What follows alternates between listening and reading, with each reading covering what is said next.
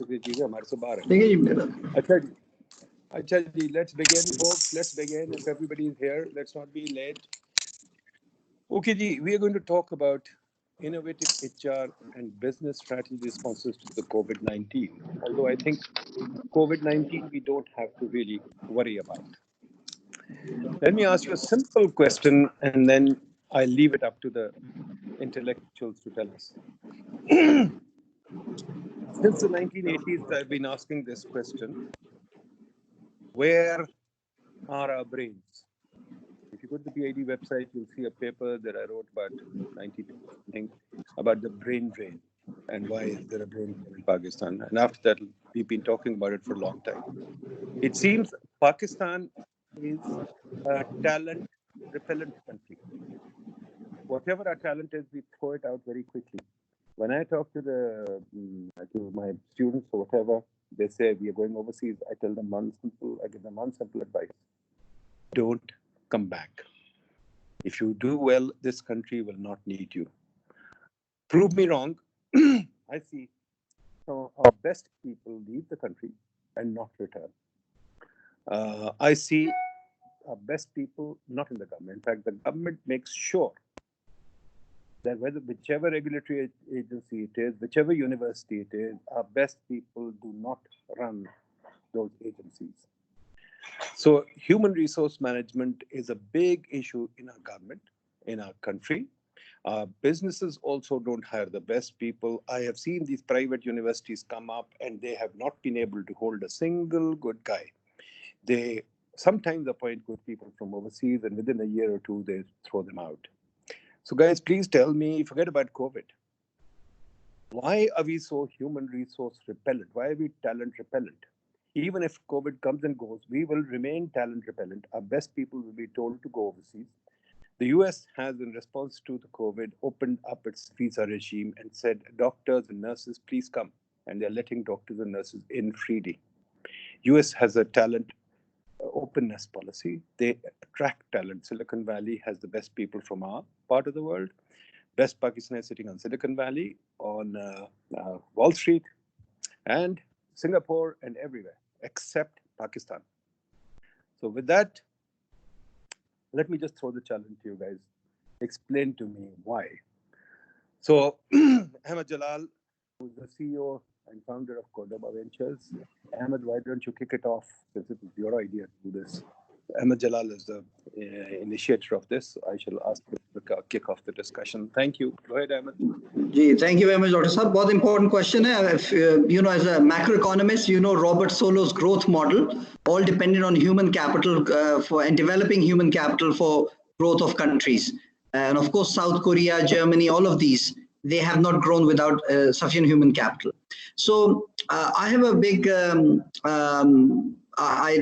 hear a lot of times, Pakistan has a lot of talent. I certainly have struggled to find that talent. I certainly agree with that we always say we have a lot of talent, but we don't. But I think we have to define what we are looking for. So I do feel that talent is like raw, it's like a raw energy, it's like raw petroleum that needs to be harnessed. So I distinguish between what I call talent and deployable talent. There's a difference between the two. So somebody innately may have a lot of talents, capabilities, but if he's not has the discipline, if he hasn't had the rigor to deploy it over a period of time, then that talent is not very valuable. So similarly, you can take oil from land, but you can't do much if you don't refine it, if you don't make it into products, you don't make it into petroleum and other services. So we are a talent-rich country, but unfortunately, a deployable talent deficit country, because हमारे either schooling में or more so since 1990s, the value systems that we have in the society, we have lost that ability to convert that talent into deployable. And for that, it's mostly things like discipline, rigor, belief in excellence, getting ahead on your hard work, believing in meritocracy. all of those things that I think you would imagine is the basis of how the Western world has been very successful. So number two is that we are deficient in that. And the number third element of it, that's why, is that the utilization of talent. So हमारे यहाँ वो institutions ही नहीं हैं जो कि talent को सही तरह deploy करें और talent को utilize करें. What do I mean by that? I'll give you an example. Silicon Valley, या आप दुनिया में कहीं भी चल जाए, there is a concept called equity ownership of talent, which is that you create a long-term stake of the person in the society, in the company, by sharing equity with them. Unfortunately, that concept in the business groups, mostly family-owned business groups, is very limited. So people have more of a what you call a rent-seeking mindset because they don't see that deployment of their capabilities will have the long-term financial rewards of ownership, of long-term rewards, okay, West mein hota hai. So that utilization is also missing. Even if you look at the public sector, the kind of incentives the public officials face or may face are not what are conducive to leveraging or using your hard work. Hard work, human beings, I believe, are inherently, if you can take the easy way, they will take the easy way. But it is institutional, it is the process systems that enable them to be the best they can be and to use their talents and not take the shortcuts. वो हमारे यहाँ checks and balance, process, performance evaluation systems है ही नहीं या बहुत limited हैं, and that includes both the private sector and also the corporate sector, that have that. So I think that's one. You even look at corporates, large corporates. There are very few large corporates from which you have created a series of CEOs, like a national level CEOs. The only ones that have come to mind are Engro and ICI, and they are both international heritage. Engro was, of course, Exxon, ICI was, of course, ICI. They have created, people like Waqar Malik and Asad Umar and Zafar Khan and Shaukat Mirza, and even now, Hapco ka CEO bhi wahin se hain. A lot of they are a talent creating engines and force, just like General Electric is. General Electric हमेशा 5-6 CEOs create करता है. जब इनकी CEOs decide होता है कि one person is going to become a CEO, the top 5-6 people become CEOs of Boeing, CEOs of Home Depot, because there is an institution set up there that enables that their talent not only to be developed, but their talent to be properly utilized and to a certain level and be able to deliver that talent. So I think that's what I feel, that we have a talent-rich country as a resource, but we have not deployable talent, we have not developed that talent, and we are not utilizing that talent. And I think that's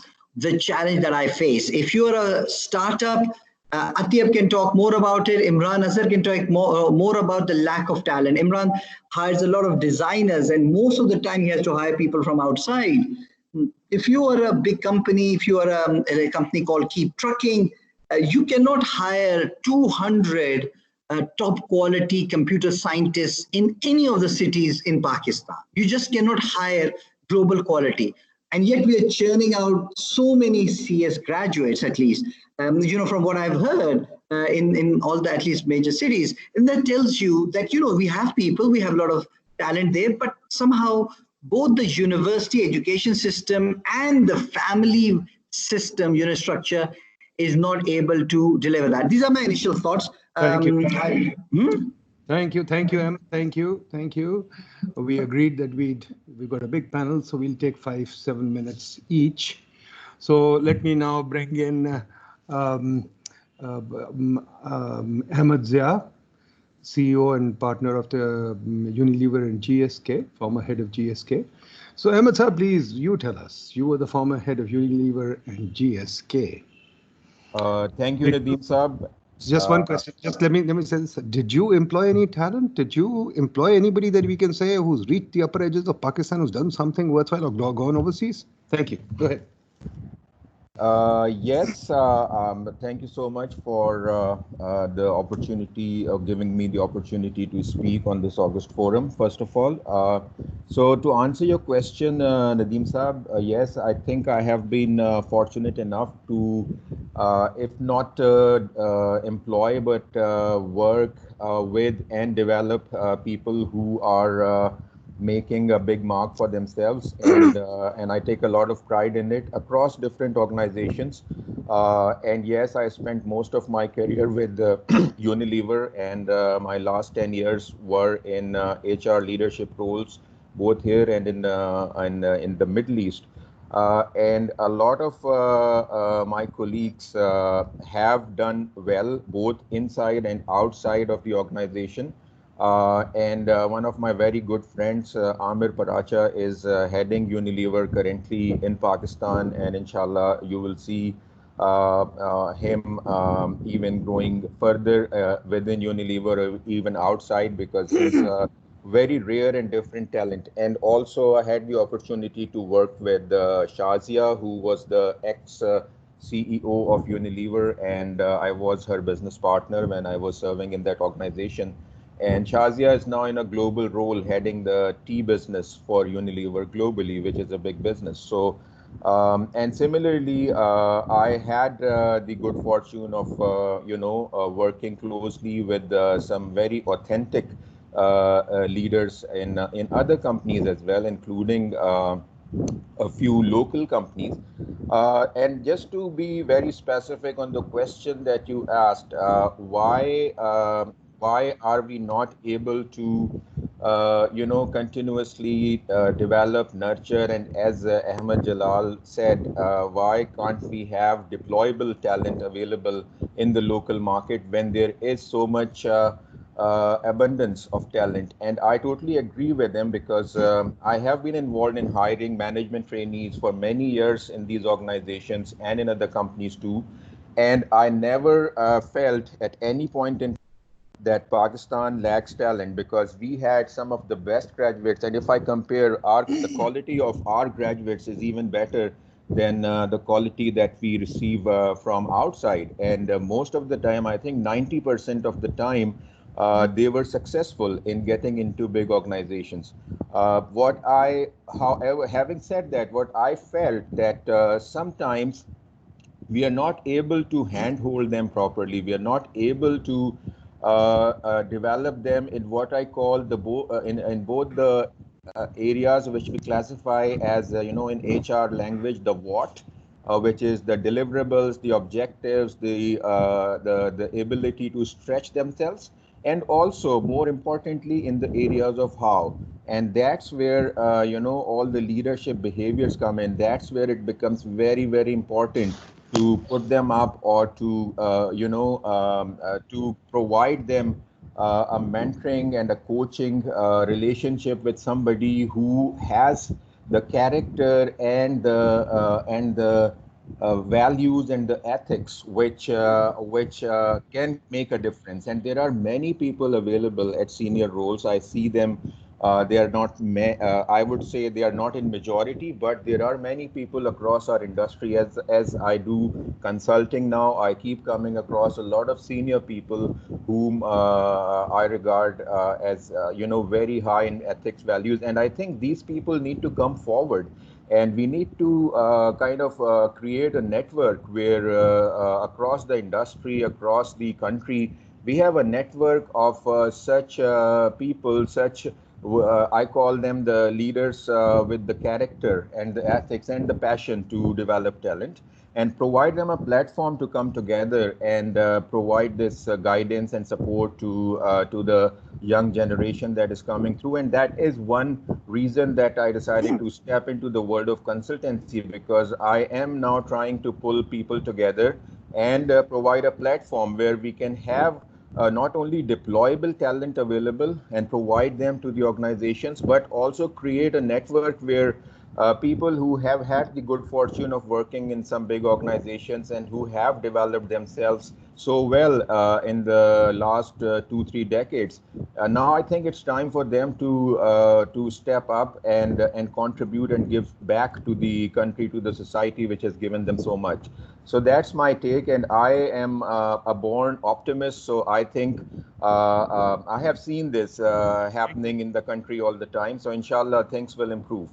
Thank you very much. Thank you very much for that dose of optimism. We love optimism, but the question still remains, why is it that our best people are trained here, sent overseas like Shaukat Aziz, they come back as prime ministers? Why is it that Junaid Rabbani, why is it that Atiq Raza, everybody sitting outside, we don't need them here, we can do with the goofs who sit in Pakistan? And why is it that even the business people who sort of do well, but the state still control the business? So with that, let me bring in Mr. Atiyab Tahir, CEO of MasterCard. Mr. Tahir, can you please switch on your video as well? People say they'd like to see the speaker as well as hear him. Thank you. Sure. I think the video is turned on, Okay. I believe. Go ahead. So, first of all, a little correction. I'm not the CEO of MasterCard, at least not yet anyway. I'm the country manager for MasterCard's business in Pakistan. Yeah.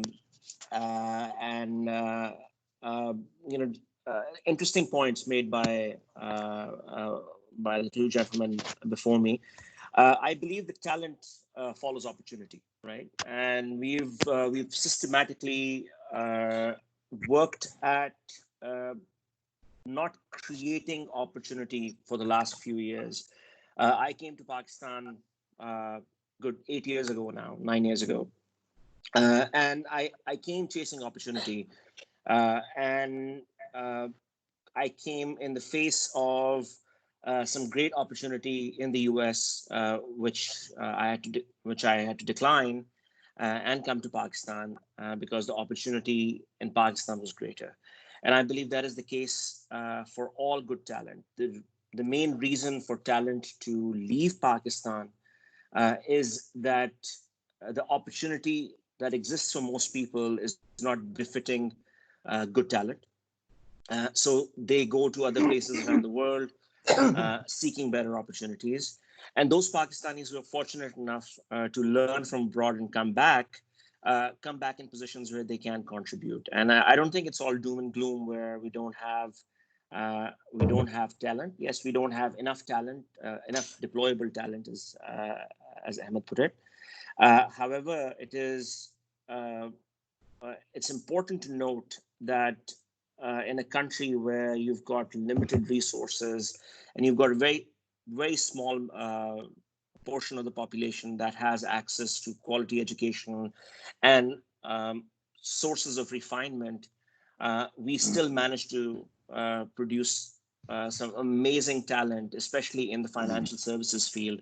And if you go back to the 80s and 90s, Citi, which was a global organization, Pakistan was one of the largest exporters of talent into the Citi universe.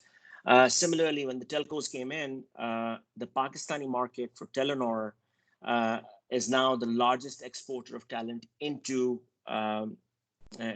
Telenor's universe. And a lot of people who give 2-3 years of their life to a job in Pakistan with Telenor end up finding a role at regional or global level.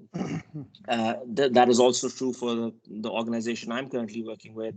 In the 3 years that we have established the office in Pakistan, we've managed to export some excellent talent into the MasterCard universe. There's one gentleman who's now working in Miami. There's another gentleman who recently moved to Qatar in a senior role. So it's a matter of harnessing that talent. And what we see now, especially in the last few months, is that there is some glimmer of hope where people like Tanya Idris and Asad Umar, who are stalwarts in their own right, have been brought into the government to either advise them or to lead initiatives that could change the course of Pakistan.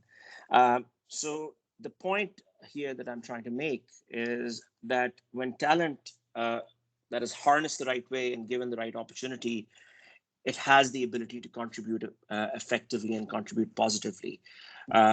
We just have to continue to work towards building those opportunities, both in the private and public sectors, so that good talent around the world that is part of the Pakistani diaspora would like to come back, and good talent that is homegrown and has cut its teeth here in Pakistan sees an opportunity to contribute, staying within Pakistan and growing within the ranks. And for that, the most important thing would be adopting meritocracy, adopting transparency, and making sure that we're always selecting the right people for the right job. Thank you. Thank you very much. Thank you very much. Thank you very much, Mr. Tahir. I think Tahir Sahab made a very valid point. We have talent. Every country has talent. Talent is normally distributed in every country. I'm sure in Lahore there are 500 potential Wimbledon players who will never become Wimbledon players. There are 500 Nobel Prize winners who will never become Nobel Prize winners. Talent has to be nurtured. Everybody is correct. But hang on. Let's also not be too optimistic. I know Pakistani audiences love to say the glass is half full. Ladies and gentlemen, my view is the glass is totally empty. It's not half full. We are a net exporter of talent. As all the speakers previously said, we train people in Citibank, Telenor, whatever, and we throw them overseas. Now and again, we celebrate that Tania Drus has come in or whoever has come in. Let me remind you, you're younger people. When Ayub came in, he imported Shoaib from the World Bank. He imported a few other people. Mahbubul Haq was imported later. Shaukat Aziz was imported later. We've done this many times. One person comes in, but that person never builds a team. Unlike India, where Monte Ahluwalia was imported, he built a team. We didn't. So we are talent repellent. We are exporters of talents. And the second thing is, we have, and Amir Durrani, you should answer this, we have so many government agencies, regulatory agencies, and this, that, etc., that are looking for talent. And we can't fill those places up. We have so many universities without professors. We have so many universities. In fact, I can tell you there are 7 professors per university. Are you telling me the glass is half full? No, the glass is empty. There are about 100 agencies, government agencies, that have no leadership. Is the glass half full? No. The whole government has no capacity. So Amir Durrani, can you please answer these questions? Anybody who comes from educated from the West, we try and hire them, we can't. They eventually end up sitting in the UN office in a junior position or the USAID office in a junior position. That's all we have to offer. Amir Saab. So good morning, and thank you very much, Nadeem Saab, for throwing a curved ball early in the morning. You know, what you asked me to speak about was opportunities post-COVID. I think you must have gotten up on the wrong side of the bed, but okay, we will try to respond to your challenge.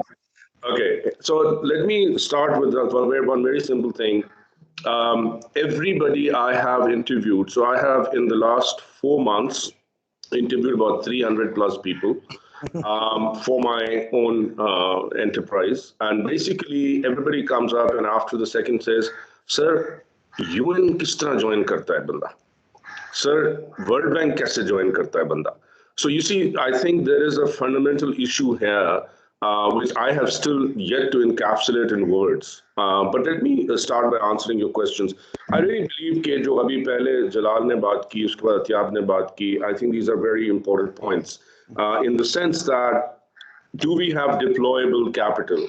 So here are some list of things because I have little time, so these are jotted down. The first thing is the absence of will to work. I was 17, turning 18 when I landed in the States simply because of Zia. And the first thing I found out is that from washing dishes to fixing motorbikes to working in the library, I had so many work opportunities.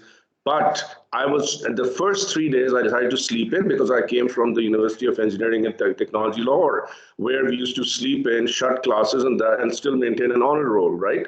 Because we have fundamentally smart people. Every country has fundamentally smart people. And, you know, you said the curve is normal. It's absolutely normal. Every country has a normal, I know I've been to Tajikistan, 100 countries, but So basically, the first thing is we do not cultivate a work ethic in our youngsters. So the moment especially the male child arrives or the female child, they are told that their first duty is to their house. So I think that first thing is that, and the second part, not skilled appropriately. So let me give you an idea that of all the people, barring Kiki and Nast, 40% of everybody applying has a BBA or MBA of some sort from some university called Preston. Now, BBAs and MBAs, you know why these were created and who started them in the US.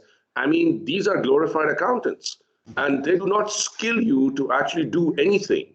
They have, I mean, so to me, there is no appropriate skill, which I think is the same thing that Malik Jalal was saying, the deployability quotient, right? So that I find very low. The other thing, number 3, is the absence of an independent spirit. The Zarathustra of Nietzsche, the whatever, हम कहते तो हैं कि हम खुदी और इकबाल की खुदी के प्रचार करते हैं, but there is no independence. We are so overshadowed and bungled by our families that, you know, even the best boys and girls that I have found in my office, they break down the moment the family puts the pressure. Give you a simple example. Currently, my brightest associate in my firm, her father comes around and says, तुम इतना काम कर रही हो, इससे बेहतर नहीं मैं इससे तुम्हें इतने पैसे की गवर्नमेंट की नौकरी दिला दूं, काम नहीं करना पड़ेगा. You know, I'm talking about real things of what the signal society gives to the talent that you are so-called trying to expound in Pakistan. Let me ask you, why have so many higher education universities sprouted? It's a business. It's not to create skill sets, right? So this has been picked up just like, you know, health centers have been opened up, labs have been opened up, real estate is booming. It's easy money, and they are being given the feel that they are coming out with skills. They are not. I believe that in Islamabad, if you look at the number of universities per capita, it's the highest in this particular place. You know, if you take it also per square meter. Why do we need these higher education universities when they are not bringing out skilled people? So this brings me back to the sixth thing, which is opportunities. Where are the opportunities? The question asked by Jalal, and it's a question that you also asked. And I think the opportunities are not, I mean, and unfortunately, I don't want to say it to Atyab and the previous speaker, but you know, you guys are coming just like I came from the World Bank, and before that from an Italian firm called Impregilo. So, you know, we got opportunities, but we got opportunities because we ran after them. Right? I mean, I interviewed and had no qualms going to Tripoli, Libya for Campania Bernard's interview. I had no problem landing in Tehran because I really always have kept an open mind about what I need to do. Now, if my family says, and again, it comes back to the whole thing, the opportunity is created by yourself. Because look at me, I mean, after 5 years of struggling, I'm now trying to come back and create my own opportunities of the business I need to do. So then comes again, so where is the society? So society itself in Pakistan is about, as I call it, settling down society. There is a settling down mentality. I don't know if this existed, Nadeem Saab, since you are a geriatric, you know, and I'm still a young man. So, you know, I don't know if it existed in the 50s and 60s, but I know that my father was hungry. You know, I mean, he was hungry. He would go after opportunities. He would go out for 5 years, come back, maintain this. But I don't find that hunger anymore. And I'll tell you a simple example. I maintain a staff of, let's say, non-professionals, about 12 people. These 12 people, मैं किसी को एक दिन भी जरा सा कह दूं ना, वो कहा जी मैं मेरे साथ पुश्ता ने काम नहीं किया, मैं घर जाके बैठ, ओ भाई तुम घर जाके क्या, what are you going to do? So do nothing, or डंगर नु चारा पा लवांगे. So apparently everybody has land, and this, by the way, the Jilani, the Gallup poll of 3 days ago shows that 70% of poor in Pakistan actually own some kind of land, which is fun, you know. So here we are trying to bring in financial inclusion. So to me, the society is a problem, and the last but not least of these problems is team. I do not find we cultivate the spirit of being a team in Pakistan, and furthermore, since post the distribution of East and West. Because I've lived through it, I can tell you one thing that has happened even more. The team spirit has now ended up even being further eroded by the intra-ethnic and inter-ethnic and further internecine divides that have come through Pakistan. So now the best team you could find is a Shia maybe supporting a Shia, a Sunni maybe saying a Wahhabi supporting something. I mean, that's very bad. the spirit of Pakistan, and you know this, I mean, in the World Bank, in the 60s, look at how many Pakistanis, look at now who actually rules all the rules. It's all Indians. And in fact, I would never have got an opportunity. Any of my Pakistani VP level bosses never supported. The only people who supported me have been my Indians, gurus and mentors, etc., or some Europeans. So the thing is, coming back to your question, and I want to conclude on, but I see an opportunity, and this is not optimism. I see an opportunity, and I'm not saying I'm optimistic that this opportunity will be held, is that this COVID or whatever the hell is going on, right? I mean, because like you yesterday, I also said to Rana Jawad of Jio, the head of Jio, I said, there is no COVID. And he got he said, ye to bada aapke intellectuals breakdown ho gaye, are you gone mad? So, but still, given the situation that COVID has created, the environment COVID has created, I find that post-COVID, we will have coming back to the gig economy, and our challenge will be, because the gig economy is a massive creator of opportunities, right? We already are telling ourselves that we are the single largest, what does Yusuf Hussain call it? The people who work for, this kind of people who work on the internet and get jobs, etc., for writing, freelance workers, right? So the thing about this is, to me, now the emerging challenge opportunity lies in the following, because, and I had a long list of how these things are changing, but maybe I'll write a blog about it for you. But the thing is, eventually one word, digitize, right? Now people, you can say, I've heard it too much. But the more I thought about it since last night, the more I realized that this is a magnificence. You take digital, you take the gig economy, you take our youthful population, no matter how unskilled they are, they all play games, they all have mobile phones, and they're pretty much more savvy or technology savvy than our generation. Let's put it straight away. So to me, that is where the opportunity comes in. Where that gig economy chooses to live, that is the ending point I have to make. Do we provide the right environment in our cities, in our rural areas, for young people and people to create these opportunities? I think that is totally missing. And you know that, I know that. So without wanting to bore these people, I'll stop here. Okay, thank you, Amir. I think you said it very well. Yes, of course, we are a talent repellent society. Our culture is talent repellent. A kid questions, we shut him up. The Malana doesn't like questioning. The Malana doesn't like telling anybody anything. Neither does the teacher. And yes, you are right. The opportunities are in every society. Let me face it that way, put it that way. As Yuval Harari said, that look, opportunities are everywhere. It's a question of what we want to do, what kind of story we want to build. The story we build is all wrong. We don't want opportunities. And our government is totally talent repellent. Amir, again, I'll remind you, being old age, when I was growing up, everybody was saying, make looms. They made looms like the gig economy. Then they made socks like the gig economy. Then they made auto parts like the gig economy. Many people returned back to the country to do these things. And sugar mill. And a sugar mill, unfortunately, no, that's too big. That's too big. Can't get there. So they all returned back with their tails between their legs and they died. So we are talent repellent. So Imran Saab, aap conclude kare, Imran Azhar Saab, please hame bataye. He is the CEO of Cordoba Ventures. Imran Saab, how long, to me, now it's abundantly clear. Paul Romer, my colleague, got the Nobel Prize last year, and he got it for just this. Growth is nothing but talent. Yet we are a talent repellent country. How can we make it talent friendly? What can we do? Why are businesses talent unfriendly? I don't see your businesses. I won't name a reputable businessman. One of our best businessmen actually says, I don't need talent because I need to have the company under my thumb. So I will not employ anybody who has any talent at all. So please tell us, what is your take on this? Imran Saab.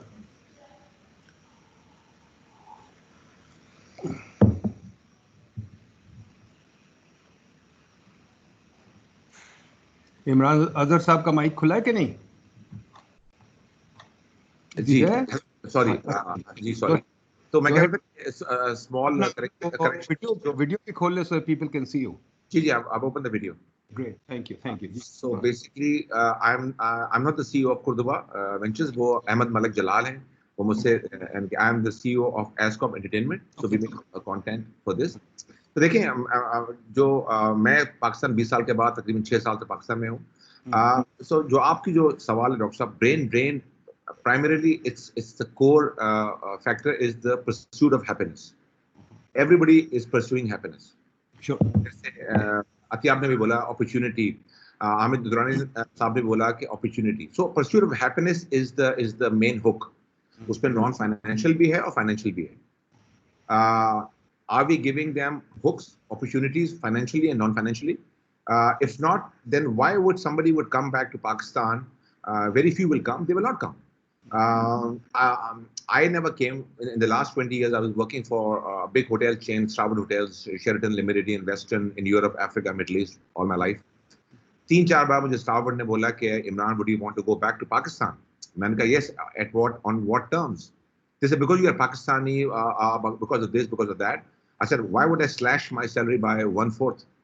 Why would I finish all my allowances, my R&R? No, I'm not coming back to Pakistan. Why would I come? So there was no hook for me to come back.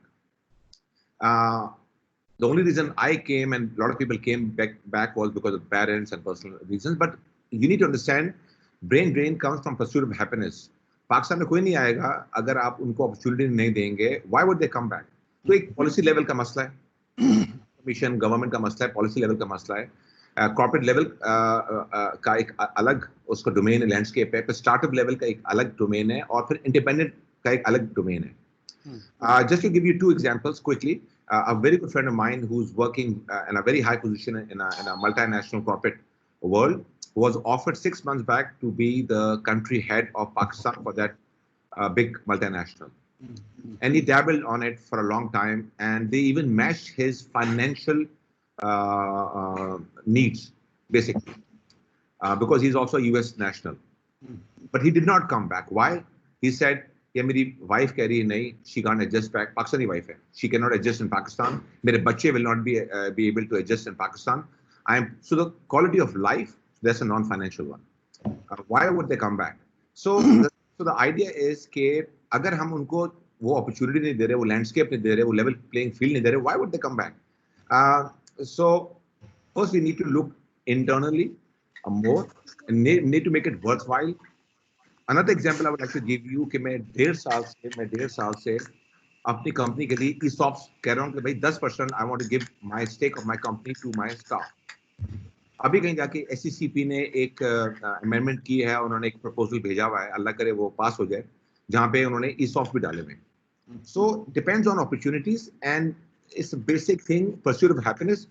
Amit Durrani साहब ने बड़ी सी बात की. I would say the best way is to do a stakeholder analysis of maybe top 500 top Pakistanis working abroad and do a focus group, do a proper analysis on them, what will take them to come back to Pakistan. And it has to be on policy level, corporate level, startup, small companies level, and independent level. That's my take on it. Let me ask you before I turn to the audience very quickly.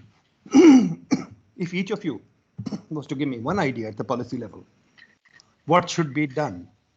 Just one idea. Forget about giving me a host of ideas. One idea, what is the topmost thing that should be done at the policy level to attract talent back? Forget even attracting talent, to at least make space for talent to come. What would you say? Let's go. Ahmed Jalal. I'll go. I think मेरे ख्याल में अगर आप देखेंगे, the technology space is the place of disruption. We need new generation of business leaders, entrepreneurs, and not the ones that have become big on license raj and through an old way of developing business. Technology is the place where you face a global market. So you, as an entrepreneur, it forces you to be transparent, competitive, have talent developed through ESOPs and everything. So I think if you are a person coming from abroad, if you have talent and skills, government should give grant money or at least equity or matched equity funding, जिसका Singapore में बहुत ज़्यादा होता है, to set up businesses in Pakistan. I think that would be one way to attract them, lower the risk for failure, and make it easier for them by saying whatever money you raise, we will match that. We will may take it, or we may not take it. So you're saying that we give them the same advantages that sugar mills had and let the digital technology become sugar mills. Okay, thank you. No, but sugar mill has other lobbying advantages. Technology, you face a globally competitive world, so you can't do what you did in the sugar. You can't do that. You just by inherently it's a competitive industry. You just can't build the kind of defenses. Yes. So may I, Nadeem Saab, I can give you a one-liner on this, but before that one-liner, one line on something. I think what we were discussing today, to me, is less about attracting talent back, because I don't want no Tania Druses, I don't want no Shaukat Azizes coming back. I want the youth we have here today to take their righteous place and create their own opportunities. There's enough of that. And if we bring more people back, there will be lesser opportunities for people. And you know that, I know that, right? So let's be real. I don't want any effing Pakistanis to come back home. I want them to stay put in their righteous places, in their happy lands, and keep them there, right? Maybe I'll join them too. But the one policy action for government, and I think that we don't make fun on this, but this is real. It is smaller government, chop the government down to size. It is in too many spaces where we can, as private people, work, right? Chop it down to size and outsource government. That is the only policy action you need to get these opportunities back in place. Okay, good. Tahir Saab?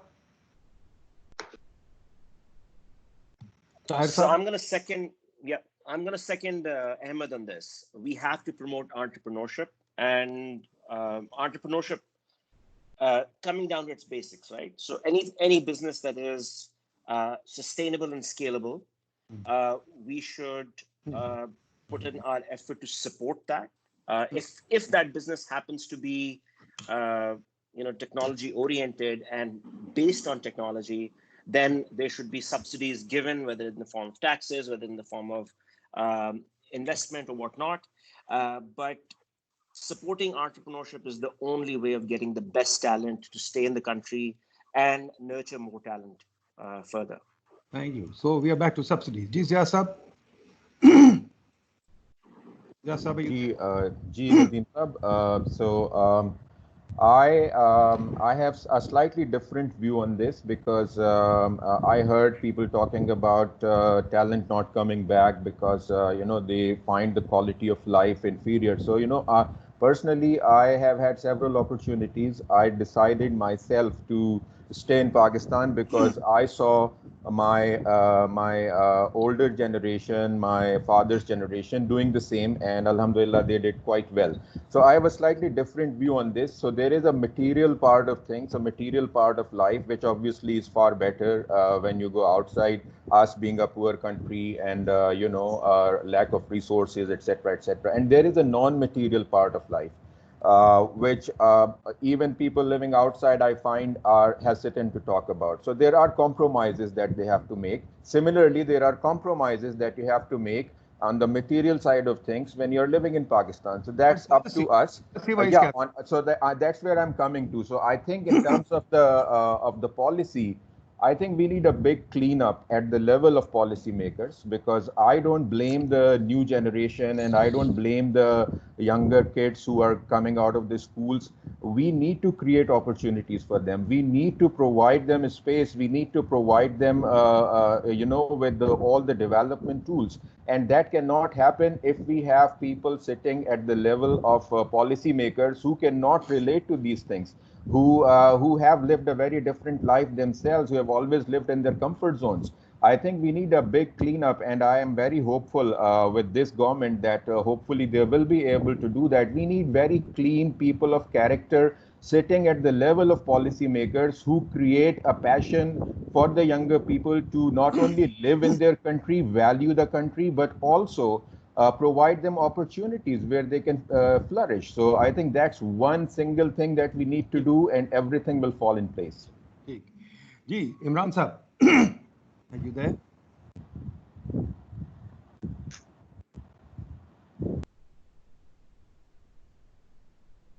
Imran Saab, is Imran Saab going to speak or not? No? Okay. Okay, I guess there we are. We've got kind of a split. One is smaller, cleaner government. The other is more subsidies, the traditional model. So the traditional model is just keep giving them subsidies and they'll inshallah perform. But the other one is so let's take it from there. I'll bring the audience in. Can the audience, anybody wants to ask questions and raise issues so that we can, push the discussion forward? अस्सलाम वालेकुम जी जी कौन बोल रहा है अब अपने आप को इंट्रोड्यूस कर दें please okay if somebody else wants to पहले बोलना चाहता है फाइन उसके बाद मैं बोलूंगा तो Shahid Mahmood thank you very much अस्सलाम वालेकुम जी I am Dr. Akhtar I am Dr. Akhtar Shah, former member Planning Commission of Pakistan. I have few comments. Sir, I've heard all these. This is very good topic. I can understand this is utility of our nation, but it has a few structural bases on which anomalies and the system is built. First of all, it is the role of public sector and private sector, which leads taking over how much burden the private sector takes over and how much the public sector takes. Due to this role, the system which is expected by the private sector is not being developed. Although currently we have one of the best talent in the public sector, but the performance of that talent is on occasional basis. For instance, you have an emergency in the country, you have any challenge, they can face, they can contribute. For example, war on terror, over there, role of your public sector remained very significant, unlike many other countries or any country or the organization. You can't have such a good team. Even the time when I was in the United Nations, over there, people were discussing that Pakistan, they have very good team and how they are managing this this challenge. So these are few characters. Sir, the next is they also performed on development side that like billion tree tsunami and like these challenges. But at the same time, if we provide them normal circumstances, in the normal circumstances, things move differently because we have excessive talent in the public sector. So they start introvert. And over there, you will observe a number of turf wars. Unfortunately, I also had the experience of secretary establishment. Over there, I've seen a number of evidences where even the inter-service interests and a number of things these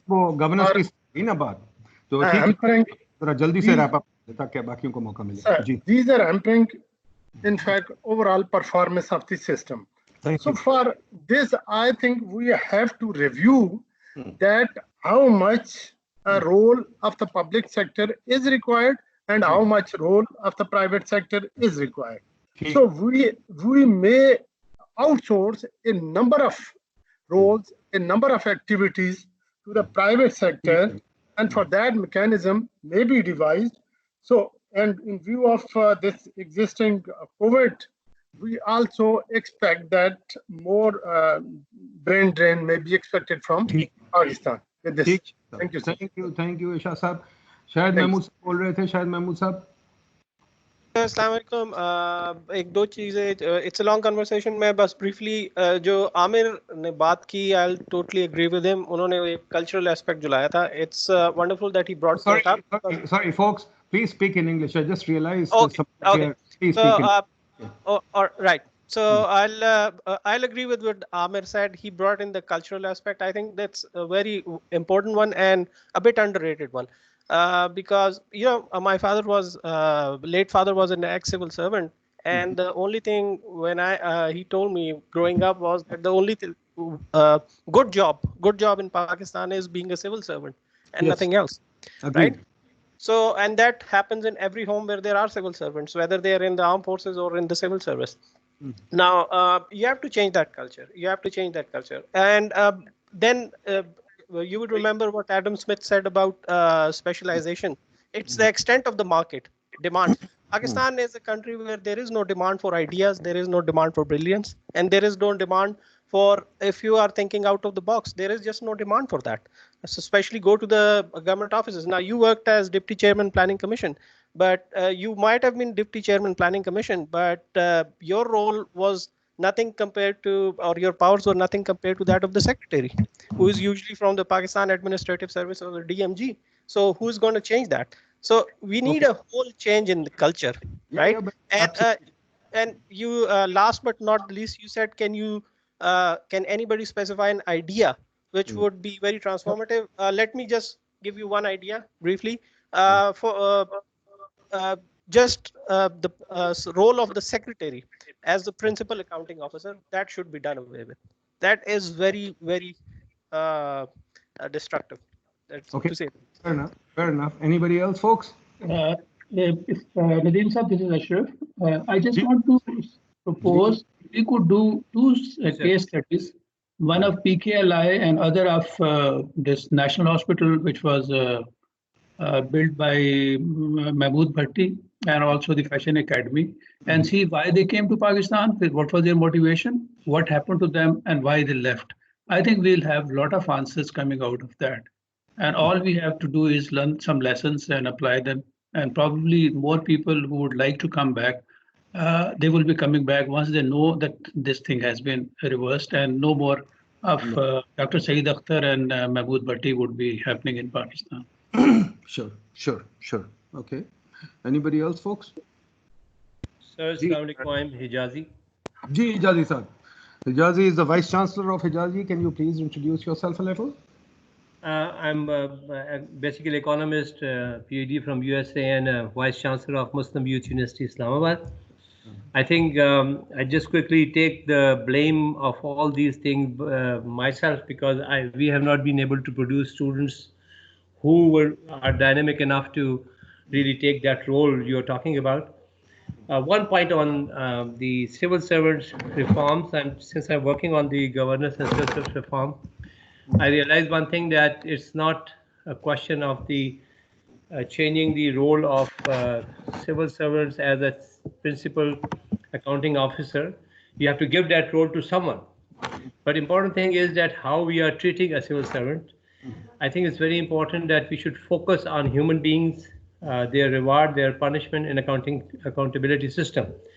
Especially the performance management system in government is totally screwed up. And that's what is to be focused on. And once that system is reformed, the performance of civil servants will definitely be in the right direction. Thank you. Thank you. Doctor साहब आपको बता दिए जी, go ahead. कौन बोल रहा है? हाँ, इमरान बात कर रहा हूँ. पहले मेरा कंप्यूटर got hanged up. तो आप सवाल था प्लानिंग कमीशन का. I would say कि जो अतियाब ने बात की और अहमद जलाल ने बात की है. जरा अंग्रेजी में बोलने. There's somebody who's we need English today. Okay, go ahead. Of course. So basically the idea was that if planning commission can really work on the startup ecosystem, that is the core.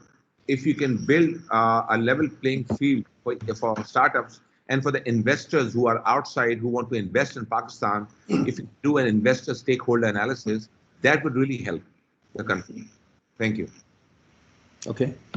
My view. Let me just quickly revert to the panel now. Look, I think we've had a startup culture conversation for a long time. We had the startup culture conversation way back in 1950s. And when we developed the NDFC and the PICIC and these are venture capital funds that created the current industrial structure. So let's not say that we didn't have a startup culture. This license Raj started off as a startup culture. We tried our best to encourage these.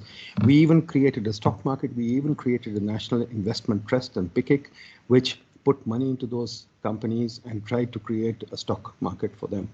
So we've been there, done that.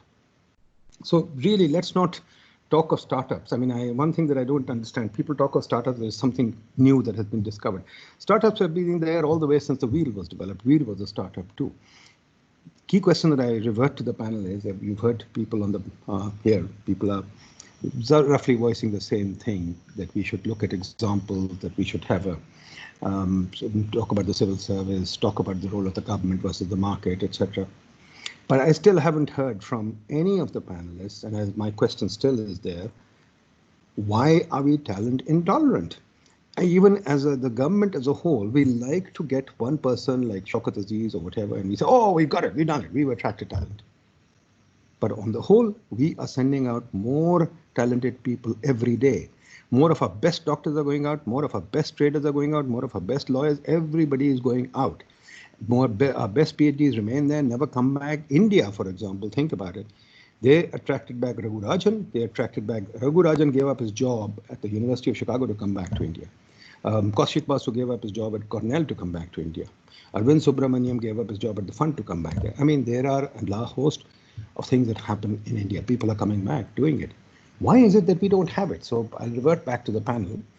Can you please clarify very succinctly in a minute what is wrong with our HR policies? Or let me revert it slightly.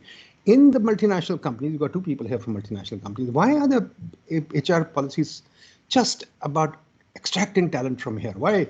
Another question, for example, what is your training like? Do you have any corporate training in our countries or in this country or not? I know what the civil service training is like. It's terrible. What about the corporate training?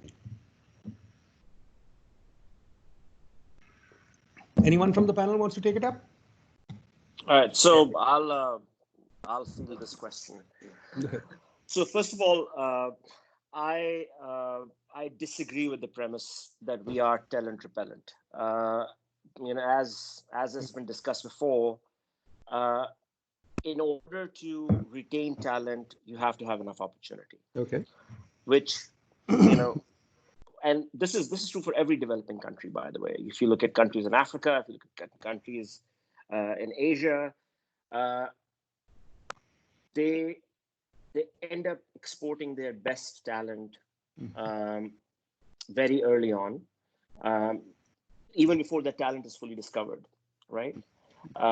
And a fraction of that talent ends up coming back to the country to contribute. However, when it comes to PhDs, when it comes to highly intellectual talent, there has to be research funding. There has to be opportunities to apply the research they have conducted in their respective fields for them to come back and reap the fruits of that research. So my argument still remains that we have to create those opportunities, and government is not a place to look at for that. It is, it's got to be a multi-pronged approach, whether it's the public sector, the private sector, public-private partnerships, in order to give these opportunities to the right talent. People have to come together and they have to recognize what is wrong. I heard somebody say that, oh, we have the best civil servants, or we have the best civil servant talent in the world. I disagree. I think our civil servants are full of mediocrity. I think civil service is where people go to hide when they have nothing better to do, or they can't apply themselves any other way. To answer the second part of your question about corporate trainings, I believe that a lot of multinationals that are working in Pakistan take talent development very seriously, whether it is locally harvested talent or international talent. They are constantly working with the talent to develop their skills, to keep them updated and keep them ready for any future developments. One good thing about multinationals is that they tend to move talent around, and being able to learn from those different experiences, people are, if ever they come back to their home country, they're able to apply that effectively. There are people on this call from Unilever, from other multinationals as well, and whoever has gone out and come back to Pakistan ends up contributing their own way in developing not only that organization but the local talent as well. Fair enough. Good. Anybody else? Yeah, can I add to that, Nadeem Saab? Go ahead, please. So I'll go back to the point that I made earlier about spotting the right talent. So there and I've done that. I have been in those positions where I could do that. So while it is important to look at the what aspects in terms of performance and deliveries, it's equally important to look at the how aspect. So, for example, when I was handling the Middle East geography, we were very clear that we will send people to Saudi Arabia, which a lot of people did not want to go, the people from the Middle East. So we would only place people in Saudi Arabia who were passionate to live in Saudi Arabia. Similarly, when you have a talent pipeline locally, which normally multinationals have, and I have seen even local companies have this, at least some of them, you need to look at the how part as well. So if you are sending talent who's a top performer outside on a secondment, for example, you need to also have a return plan ready, which should be robust enough. And also it's a two-way traffic. So you should also be very well aware how passionate is the person about coming back. So when I came back, for example, after a secondment, I was very clear. I was told that I would be on a succession pipeline and I would have to come back. And I had to take a literally 50% salary cut. But I was very clear that that was going to be good for my own development as well as for the organization. Now, having said that, the other part is that there are different stages in a person's life when things change as you grow in your grow in age, grow in experience. So, for example, I'm an NED graduate, I'm an engineer, and almost 95% of my class fellows left for the States or some other country right after graduation. Now, almost all of them want to come back now. As we cross 50, we start, normally we start feeling very passionate about coming back to the country, but now their families don't want to come back and they can't blame them. So they are stuck. While they want to come back and contribute, they can't because there will be a split family situation. So, you need to plan it in a way that when you send people abroad, number one, they are passionate about coming back, and then you bring them back at a point where it's not difficult for them to come back and settle down again, and it's not difficult for their family. So today, if you ask my children, they don't want to go abroad because that's how we have developed them. My wife and I have been very clear that we create a love for their country. We give them a history, a geography, and we don't always say bad things about Pakistan. So that's very important. That's good. Good. May I, Nadeem, sir? G, go ahead. So thank you very much. Actually, I think Atyab, I kind of agree with you on the that we don't really repel talent. I mean, let's put it another way: we actually create an absence of thought or absence of opportunity. So first and foremost, here, I again have to be very cruel with these multinational corporations because they've been sort of my pet peeve for the last 30 years, even when I was in the World Bank and their role in developing economies. Because Nadeem Sahab, these are today the East India companies, and they extract, other than money and resources, now they take the brown sow, which is the talent, and they actually take them also through the mill. So to me, that is here to stay. You like saying this, and I have only two statements to make. The first thing is I want to reiterate that we are, agar aap mujhe kahen ki summarize Pakistani society today. So I will say from an HR perspective, we are valuing in mediocrity, awaiting our destiny. So basically, the awaiting our destiny is where the opportunity and the optimism comes from. Why has this happened? Aap isko kehte hain, and you said this very rightly in one of the seminars last week. You said there's an absence of a cerebral government, right? I say, and I challenge you, that basically there's an absence of cerebralism per se in our society. And why has that happened? This was not there when I was growing up, even in our armed forces, in our civil society in the 70s, at least till I left for Libya, it was not there. And what has happened? When I came back, I found that in the absence of thought, religious zeal has given way to a sense of destiny, a sense of predetermination. Kabhi Allah ne will kar diya. That's a prevalent thing. Even the most educated people in Pakistan, so please do not consider this a philosophical diatribe early in the morning, but I think it is something that has really has seeped into the Pakistani society, which is that, we value in this mediocrity awaiting destiny. Now, the last point, more on the policy side, I again reinforce, it is the government. It is the government that is encroaching on all opportunities for the youth, for the private sector, and that is primarily happening by two methods. One, they either come into the field. Take the example of DC Islamabad 3 months back, sets up the Mandi app. You know, I wrote so many times to this guy. I sent emails telling him, why is the government running a Mandi app? He says, no, it's actually private sector has made this. But when you look behind, there is the second method, which is you create the ability to seek rents on the opportunities that come up. So I think the answer to this is, dissolve the government. And I'm not being very hypothetical about this, Nadeem Saab. We need a much smaller government. Thank you. Music to my ears. Ji, boliye. Nadeem Saab?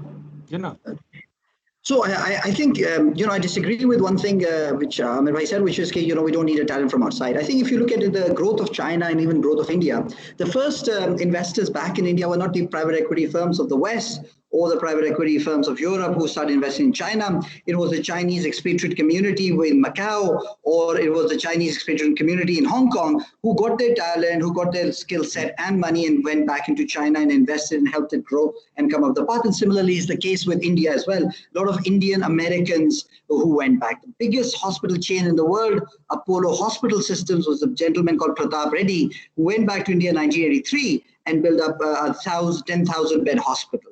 So I think we need to, why restrict to Pakistani talent? Why can't Pakistan be a place where we attract global talent who are non-Pakistanis? I had someone who was from Sweden work with me for 6 months, and I can assure you that the person's output, performance, quality was far better than some of the CEOs of multinationals I've hired in Pakistan. And the reason why is it? Because if your bar is set by your competition, but if you attract global competition, global talent into Pakistan, and why not? If they can go and work in America, why not they can come and work in Pakistan? And of course, the competition will lift the bar and better performance will happen. So why doesn't that happen? And I think if you look at it, there are a couple of reasons. I think the number one, people have mentioned it, is performance measurement. I think the way performance measurement works, which is mostly multinationals, Unilever, whereas GSK mentioned Engro ICI, Pakistan talent has worked well and they have gone up the ranks, both Pakistan locally and internationally. So I think performance measurement system, having merit-based system is very important, whether it's in the local companies or whether in the government. I think that is very important. I think the number two element, which I also mentioned, as I mentioned earlier, was equity ownership of both companies, but also in a way of civil service or public sector में भी होना चाहिए कि if you do well, you will do financially much better than if you don't do well. So again, it's linked to performance measurement system, but you need to have some kind of linkage to your financial performance, which is linked to your actual performance. And that is what I call equity ownership. The more you work hard, the more the value of equity becomes and more financially well off you have. So good. We should link a civil service salaries to GDP growth. You should link to how they create value. Pakistan, the biggest value you have is nuisance value.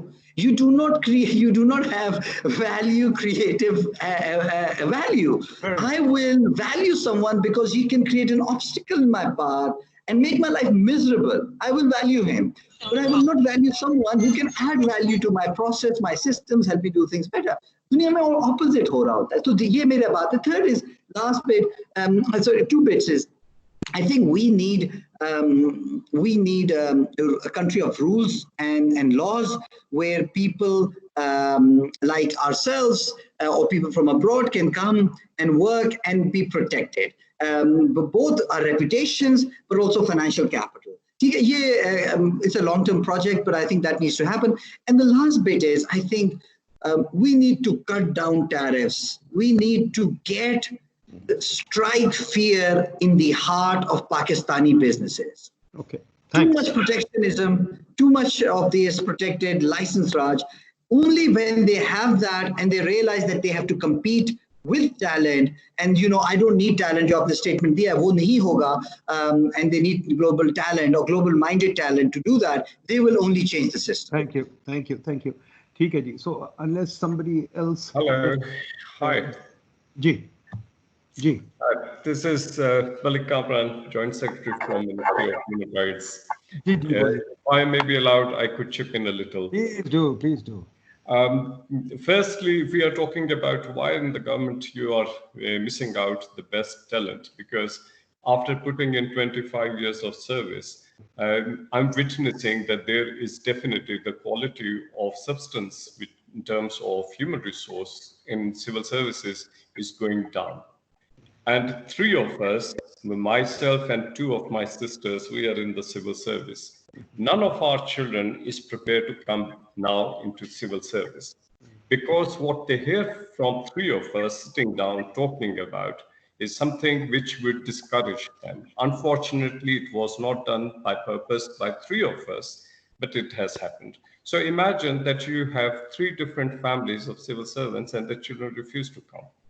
Now, the other thing is, if I'm working here after putting in 25 years of service, I get experts who are half my age, thrice my salary, hired by either government or by non-government organizations. So they have an opportunity which the government, despite what I would deliver, will not going to impact in quality of my work, quality of what I get from the government. But anyway, what the Ministry of Human Rights response was in this, we were looking at business strategy responses. The idea why we were very interested, and thank you very much for your inputs, and they would add value to what have we understood so far. That was about business and human rights guiding principles of UN. The Ministry of Human Rights became interested in this area of business because GSP Plus related interventions were required. Now, what we see right now is that there is a model, international model, based on which the ministry is developing a national action plan for the business and human rights. Why it is? Because it is going to provide an edge. I'm not going to go into the details, but what I can share with you is that in this proposed national action plan on BHR, business and human rights, we would be now taking into consideration challenges which have emerged in form of COVID-19 and how these can be incorporated in our national action plan. And we can share it later with all of the colleagues who were in this workshop and can be providing you some input. But thank you very much, all of you. And I continue to listen, and hopefully the ministry will take a lot of benefit from this. Thank you very much. Thank you very much, Ji. Thank you very much, Azam Sahab. Very nice intervention. Good. Thank you for the ministry taking some initiative. Anybody else, please? Or I'll quickly turn to the panel again for my last question. This is Hassan Rasool from PIDE. Ji, Hassan. Talent at its basics is a set of skills and attitude. We are talking about that we do have available skills, but the problem here with us is with the attitude we have, the kind of attitude that is required to bring in big changes. We can see the difference of workmanship between the workers working here in Pakistan. And if we, for a comparison purposes, take the example of China, we might realize big performance differences. And this is one of the facts that needs attention. More importantly, the kind of attitude that is required for talent to seize opportunities. Talent need to be resilient. Talent need to be not complacent with what we have got. Talent need to head on, move on. Talent need to be agile. So these are the kind of attitudinal characteristics that we need here in Pakistan to further get benefits from the talent. And the idea of why talent goes abroad, talent shall move on going abroad, no problem with that. But the point here is we need to nurture, we need to develop an ecosystem here in Pakistan that that questions the values that we hold in the society. And that is the starting point. Our biggest problem lies in the fact that, as Ahmed Jalal has identified initially, that we are having a societal challenge. We need to emphasize, we need to change the value system that happens in our society, and that value system of complacency, that value system of mediocrity, the value system of not rubbing our shoulders hard. So these are the biggest of the challenges that we face. And in our educational institutions, we need to emphasize on building such a character. This is what I feel. Thank you, Hasan Saab. Thank you very much. Anybody else? Assalamu alaikum. I have a quick question. Introduce kar le apne aap ko, please. Introduce kar le. Just to very quickly introduce myself, my name is Imad Rizvi. I am not only a serial optimist, but an organizational performance coach as well. I've been back to Pakistan for about 2 years, and my father, Kamran Rizvi, has shared this opportunity to observe this conversation. I find it very fascinating. And I'm also very happy to see a few familiar faces. I'll keep my opinions to myself for now, but I want to suggest that, and I firmly believe that a problem cannot be solved with the same consciousness that created it. Yes, we're in a big hole. Now, my question, which perhaps is to an extent an opinion as well, is we have to take a deep dive, we have to dive deep into understanding the majority of our people and why is it that they want to move? What is inspiring them to move out of the country? And though this is an open-ended question, I'll leave it to the panel to answer. Very good. Imad Saab, we must get you on to talk about this project one time and in a webinar. I think we need people like you to tell us. It will be my pleasure. Gee, anybody else? Can I address that? Yeah, can I address that? Ahmed, let's get the question. I'll come back to you. Anybody else wants to say something or not? Or it's done. Okay. In that case, let me take it back to the panel. But very quickly, let me also say, raise one more question. You can answer these questions. But now I want the panel to also consider COVID, since we had it in our title, and people are pressing me, what about COVID? So can you also give us your COVID ideas along with your responses to these questions? Does COVID matter? In this, to my mind, let me be provocative. To my mind, COVID has nothing to do with talent management or human resource management. Why should it matter? Why should it matter to business strategy? COVID, temporary phenomenon, will come and go. So anybody, please go ahead, take off.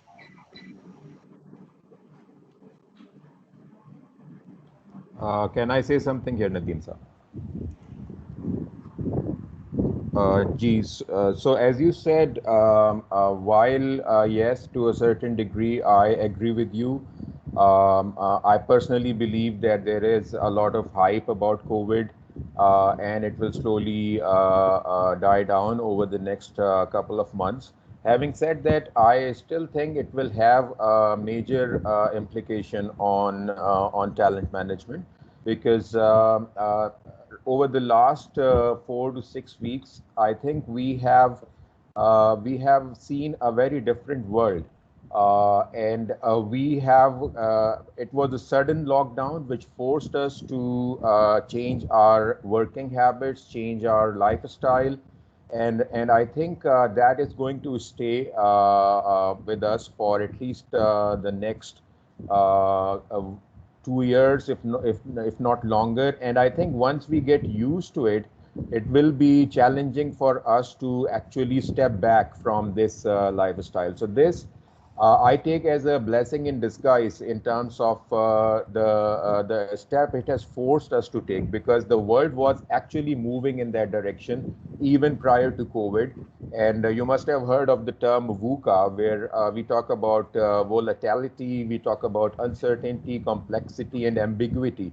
And this was happening as the world was getting digitized, as we were getting into more, remote working. The population of freelance workers was going up globally every year. So this was happening, but this was not so prominent till the COVID happened. And over the last 4 to 6 weeks, I think a lot of companies have come to the realization that whether they like it or they don't like it, there are going to be situations now going forward where they will have to take steps which will put them into areas like remote working and virtual meetings, etc., etc.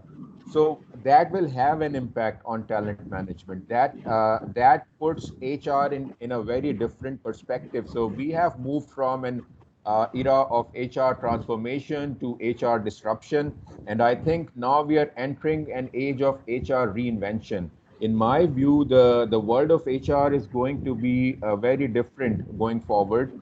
And as we have been discussing in terms of our HR ways of working, in terms of developing our human potential, we are still behind a lot of progressive countries. And this is a major challenge that I see for our HR professionals in this country, because we not only have to fill the gap very quickly that we already had, but we need to actually speed up and get used to and take a lead in the HR practices that we'll have to live with going forward.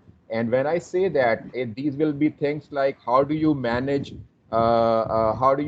talent which is working remotely? How do you create a platform for collaboration? How do you foster creativity? How do you do performance management, for example? And I can tell you, with the increasing freelance population and with the new dynamic now rolling out, very soon we will be in an age where there will be a market of skills, a market of talent, and actually it will be the employees who will be making choices of employment and not the employers. When I say that, when you are working in a gig market, when you're working in a freelance market, when you're working from home, obviously you have comparatively more time to work for an organization, and that puts your talent in a situation where they can work for multiple companies, not just one. So the selling of skills will be the dominant theme going forward. And how do you manage that talent, which is not just yours, but also deployed in some other organizations by their choice, because that will be the dynamic of the market going forward. So how do you create that collaboration, that engagement, that performance management, those behaviors? And obviously it's not going to have any geographical boundaries anymore. These will be talent available globally, and there will be no working premises actually. So, these are the things that we are going to see in the coming days. Good. May I add something? Amir and then Jalal. Go ahead. No, Jalal sir can go first, please. Okay, Jalal, then Amir.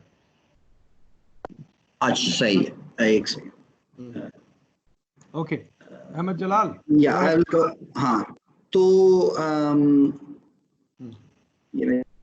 What happened? Share kar raha tha. So I think, in a way, we hope that COVID does the revolution that humans could not achieve, which is an upturning of the status quo, a level playing field. It has the potential to be able to do that, because insan to nahi kar saka, because somehow everyone you want a revolution through COVID. But it seems that they may be. If you know, most of the times, even cholera का जब हुआ था, तो जो वो pandemic हुआ था, उसके बाद आपको पता है कि यूरोप में बहुत ज़्यादा revolutions आए थे. English, Ahmed, English.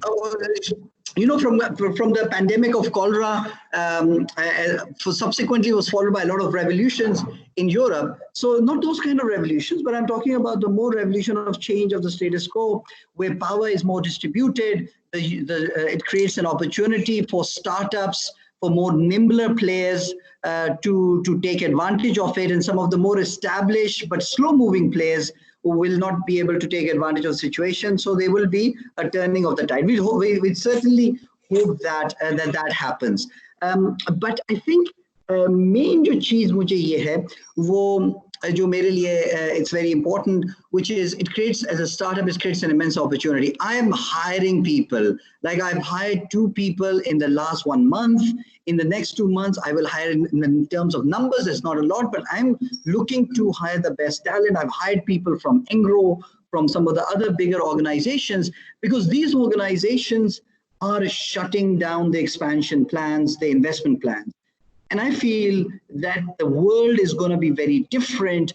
And I think people who position themselves and invest now have the advantage, will take advantage of that, and will be able to grow in the future. So I think if there is any lesson from it, whether you go back to early examples of it, is that in the midst of the crisis is the opportunity, whether that opportunity is data or healthcare or agri or e-commerce. We've got to remodel our businesses. We've got to invest now rather than wait for a year, because by that time it's going to be too little. Business, हम मसला ये है कि हम चल गए हैं चंदा जमा करने में. The whole country is focused on ration. You see, the government, if it's efficient, it's their job to do it digitally, and they should do that. But because they don't do it, every corporate, every person is involved in chanda jama karne ke liye lage. Well, I'm looking at the kind of things that are happening in the world. A hotel site hai, hotels.ng. They've partnered with hotels to create isolation centers. So if you're a person, if you're living in a small area, in a house, why can't you use your hotels as isolation center and people can pay for it? People are iterating their business model. They're looking at it as a commercial and business opportunity. How can they remodel it? But हम लोगों का दिमाग जो है उसकी तरफ चला गया. And the reason why it's not, it has happened is because the state capability is very limited to do those kind of things. I think we need to look at data, particularly minimum human intervention services. Mere jo one of the companies I'm advising, they're a logistics company, is a Swiss logistics company. They've already invested in data to make it minimally human intensive. So I think it's a time to invest. I think it's a time to grow your business. दूसरी बात ये है कि most of the government policies are not working. So आपको मैं example देता हूँ. एक बंदे ने कहा कि जी मैं 60 लाख रुपए का, so I can build an isolation unit, a COVID unit, COVID treatment unit for 60 lakh rupees. Apparently the state bank has come up with a policy for funding of hospitals, but clearly it is not the right scheme because people are not doing that, are not taking it up to invest in those facilities. So clearly there is a difference between policy and the practical reality. I'm advising an SME business. Also, they looked at the opportunity of taking a loan versus letting go of people. And they realized the cost benefit of taking the loan, the SPP loan, was not enough. So they have to resort to letting go of people and drastic cuts in number of people. So clearly the SME policy, the SME fund lending policy for Protect Jobs is not effective. The state bank policy is not effective. And it is not effective. Why? Because let me tell you, all of our policies are lagging the market or lagging the sentiment. There is a rule in technology for you to get people to change behavior, to do something they didn't do before or switch product. You need to offer them something which is 10x better than what is available to them. 10x better. हम क्या कर रहे हैं? हम minimal offer कर रहे हैं for them to change behavior, and I think that's why we are behind the market. So for us to get SMEs to retain businesses, retain their employees, we need to give them a low interest loan for at least 10 months or 12 months. So they see that that loan can be helpful for working capital for at least another 6 months. अगर 3 महीने अगर employees अगर downturn भी रहता है and then they need other employees, so that loan will help them, working capital for at least the next 6 months. They can be utilized for that purpose. But I think that's why the policy is lacking, and the policy is missing. So lack of policy, lack of any right thinking from the government. Okay, folks. Anybody? Amer Durrani. Yeah. So thank you very much. I think that I will go back to the primary question of does COVID impact or not.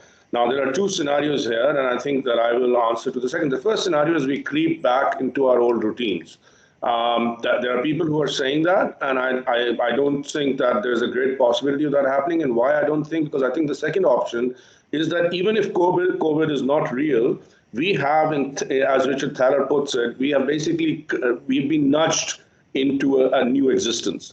Now, if this nudge is real, then things are going to change. So one of the sort of the overarching things before one answers this question or takes this on at a Pakistan level or at a business level is that are we going to let, because what this nudge is doing, I think unwittingly, it is going to make the large corporates like Amazon, Alibaba, like the Googles of this world, even more, and Amazon's more powerful. So in other words, are we moving towards realistically kind of an Orwellian world? And are we looking at a new regional global governance, which is going to really sort of undermine, and we are not even ready to react? हम तो अभी तक we haven't been able to react well to the post-Bretton Woods, so I don't know if we are ready. But coming back to more micro level for Pakistan, I think that one of the things, and just echoing what Jalal said, that, you know, Jalal, the problem is not that we don't make good policies. The thing is, I don't think we understand what are really policies.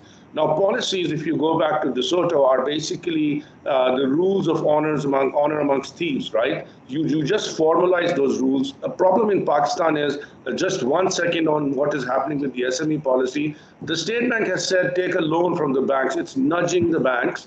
But the problem is the banks have a fundamental issue in Pakistan that they do not lend to SMEs like us without collateral, right? So basically we are stuck. So that policy is bound to fail. Nobody thought about that. It did impact, because the problem is our definition of SME is so wide in Pakistan that, you know, obviously some states got a part of the pie.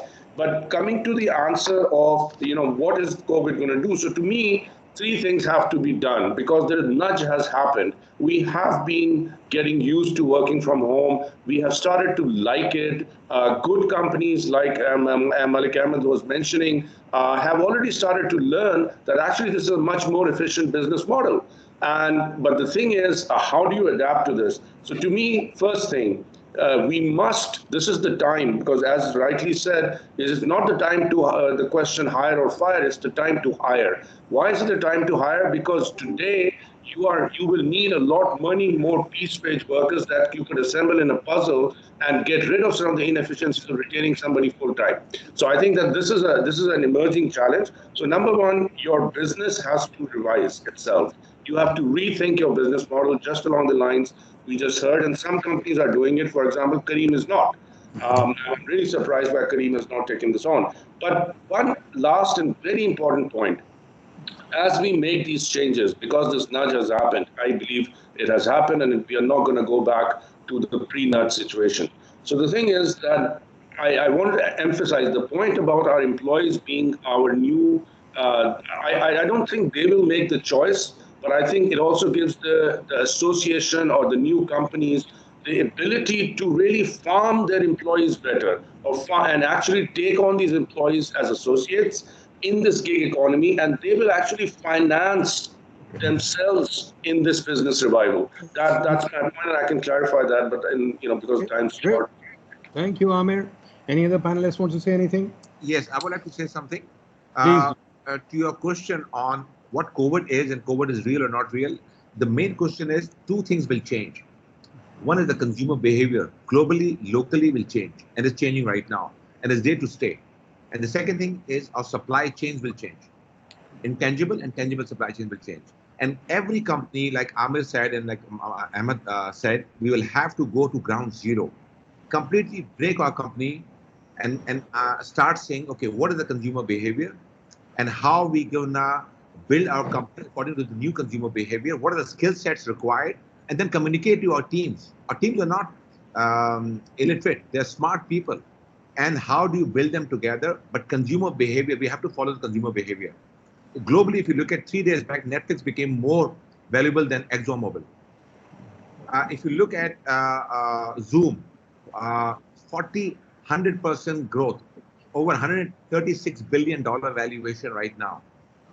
And if you look at the World Index Consumer Behavior of a report which came out 3 days back, you will see the investor friendliness and investor appetite for all subscription models became very high. So there are losers and winners. It depends on us in Pakistan, how do we follow the consumer behavior? How closely we reinvent ourselves, break our company into ground zero, build it up according to the consumer behavior, supply chains, and build our talent. And that would be a great winners for us. Thank you. Thank you. Nadeem sir, yeah, so since we had the topic of how can we help the situation through innovative HR, I had prepared a few slides, if you allow me. If I can get 5 minutes, I think the audience will find them of some value. Go ahead, you go ahead. Yeah, I'll just share my screen.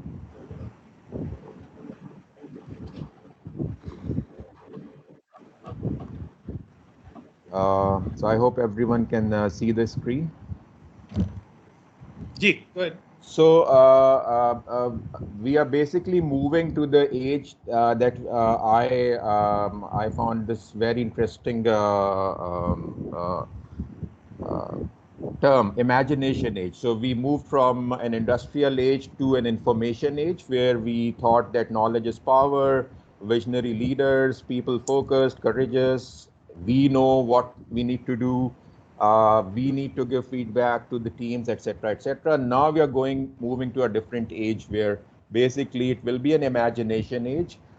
Brain focused, we'll need creators, we'll need ideas to be powerful, we'll need vulnerability. Instead of just being acting courageous, we'll need to show all our vulnerability, which a lot of us are going through right now in these very uncertain times. And we'll have to live with the paradigm that we may not know everything, who knows.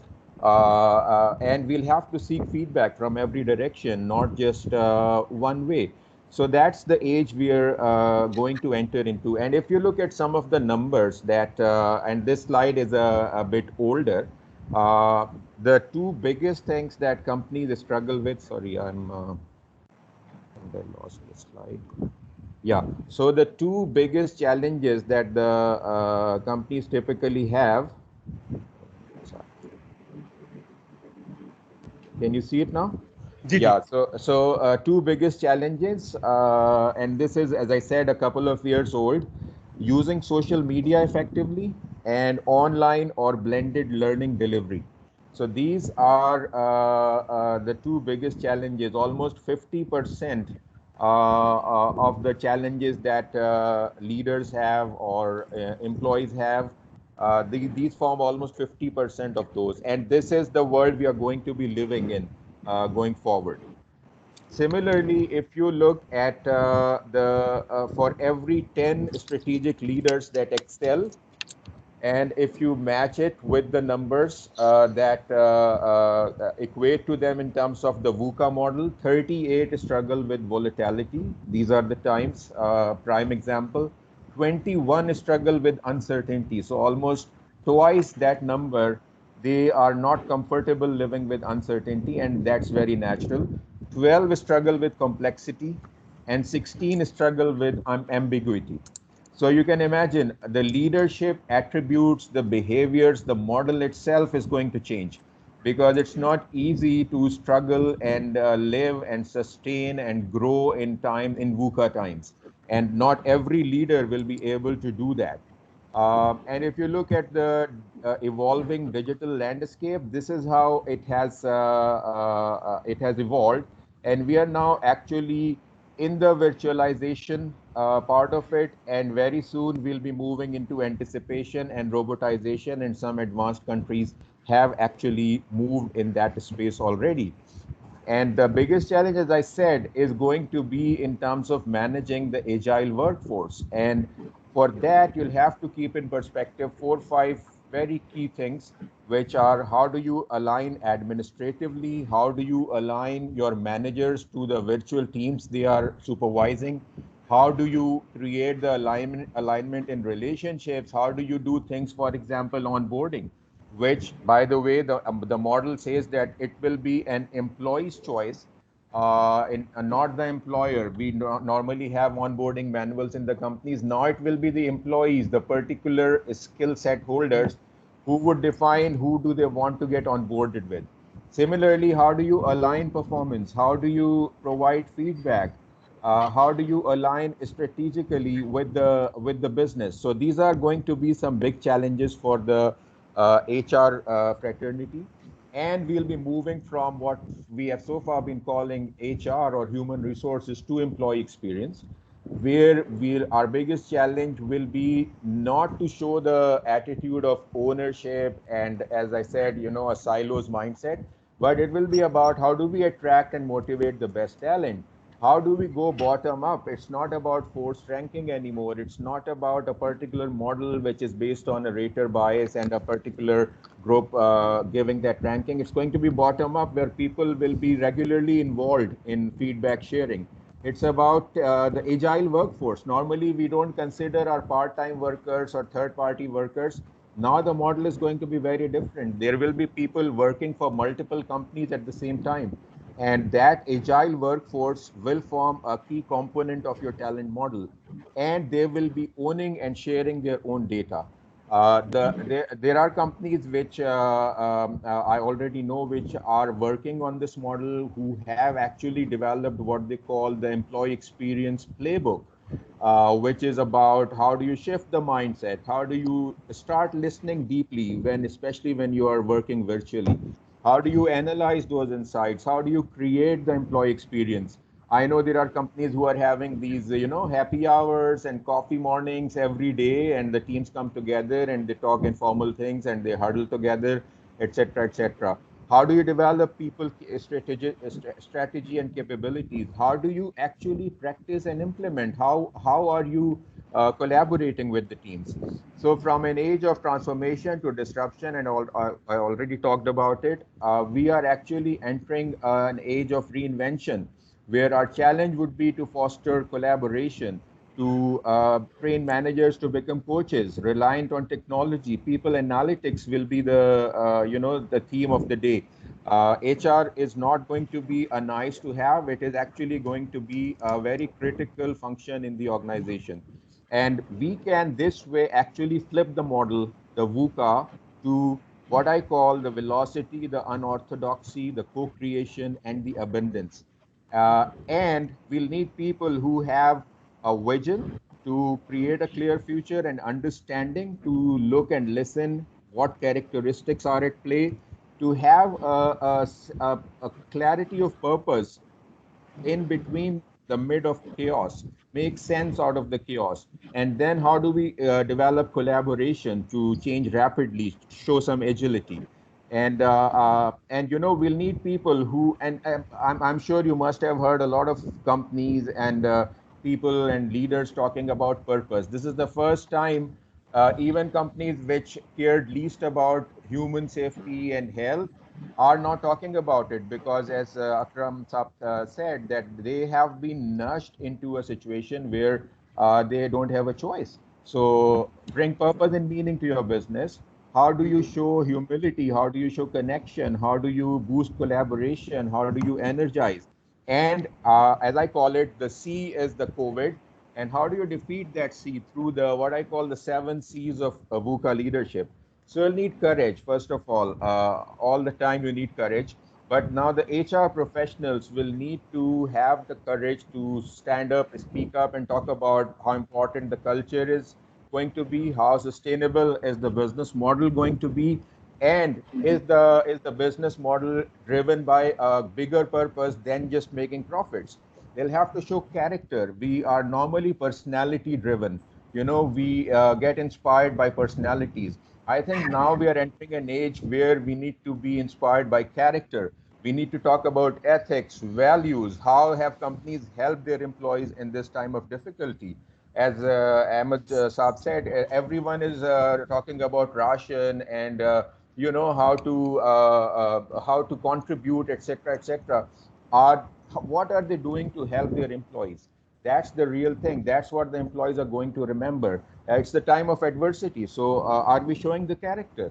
Do we have the clarity of purpose? And it's not just about profit. It's about doing what is right for your society, for your community, for the world.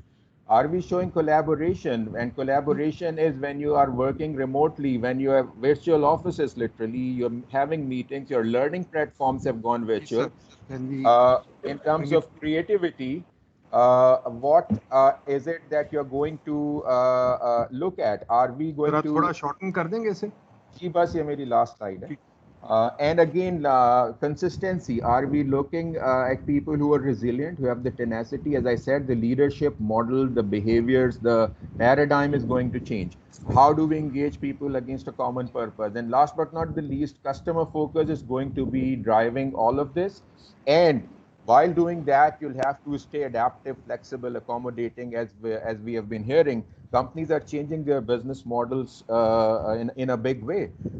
And in this VUCA world, we are going to be defined by who leaders are versus what leaders do. People are going to be very carefully looking at what's the character, are they talking about ethics, values, who are these people? Because to me, it's about making a difference in people's life when you are there, and then making sure that it gets sustained when you're gone. And that's, to me, is the real leadership. So I thought I'll just share these slides. Thank you. Achaji, I think we're coming to the end of the seminar. Let me quickly just say a few words. Ek to, yes, we are all looking to Allah to make a change. So are we looking to COVID? If Allah doesn't help us, COVID might help us. Something will change in Pakistan. Yeah, so I live in that hope too. I'll also pray with you. But meanwhile, ये जो है कि customer focus होगा, सब कुछ होगा. Somebody asked me on Twitter, what do you suggest? So my suggestion is very simple. The best thing for anybody who wants a career to do is to join Synth Club. And I don't say it as a joke. There's a lady in Australia or South Africa who did a paper, and it's available. I've quoted in my book too. She actually is an anthropologist who came to do her PhD in Pakistan. She documented, and this is for people like Amir Durrani who think that people need to work from home. She documented that in the government, nobody really works from the office. Everybody works from the home or in clubs like Synth Club or Islamabad Club or Punjab Club. All the deals, all the policy making, everything happens there. So let's be very clear that we are already working at home. We were working at home before this. I was the Minister for Planning for 3 years. I tell you, I used to tell people I'm the only sucker in this building because at 9 o'clock when I called somebody, there was nobody there. At 3 o'clock when I called somebody, there was nobody there. People turned up at 10, went to pray at 12, and left for home at 2. So let's not work too hard that COVID will change anything. Next thing that I want to say, you talk about customer focus, and fair enough, we have a customer focus. Honda and Toyota have a customer focus. Sugar people have a customer focus. Everybody has a customer focus because even Citibank, my friends, when Citibank was here, their customer focus was they were heavily invested, and I documented it in dollars. They were not doing local business. They were only doing a currency speculation business. So let's be very clear where the business model is. Finally, I will say one thing, talent matters a lot. And I'll give you an example. For the last 4 hours, I've been sitting here without electricity. We've started experiencing load shedding, despite the fact that oil prices come down, despite the fact that we built an overcapacity of energy, despite the fact that I got IPPs. Why? I submit to you, it's because we don't have any talent in the energy sector. The energy sector is being run without talent, absolutely pointlessly open for anybody to grab. So folks, human resource management is very important to my mind. It's central. I wrote a paper on this many, many years ago. Human resource management is central to whatever we want in this country. So this is the first time we've explored the topic. Paul Kaiser is here. I haven't asked him to speak because he's a very well-known human resource management specialist in Karachi, advises all the major corporates. On the 5th, we are going to do another one with him and some other CEOs to see how we can explore this topic further. And I want to again lay this before them. Why are we a talent intolerant country? And many of you have tried, but I'm afraid maybe it's my intolerance, maybe it's my old age, but I remain unconvinced. I've never seen this country being talent intolerant. Even when Mahbubullah came here, we only took him for a few months. Then we threw him out. He had to go out and do the Human Development Report outside the country. We are the only country that threw out a Nobel Prize winner. We threw out Salam. So folks, you will have to convince me a lot that we have any talent tolerance at all. Anybody who makes it in Pakistan has to go overseas. Take Tariq Ali, take Salman Rushdie. We don't allow talent in the country. So anyway, thank you very much. It was a great seminar. I learned a lot, and hopefully we shall continue to do this. As I said, on the 5th, we'll do it again. On Tuesday, we'll have Khalid Mirza talk about financial markets again. Khalid Mirza and Naseem Beg. We'll have financial markets on Tuesday. Thank you, folks. Thank you for joining. All the best. Thank you, Thank you, everyone. You guys. Thank you. Thank you.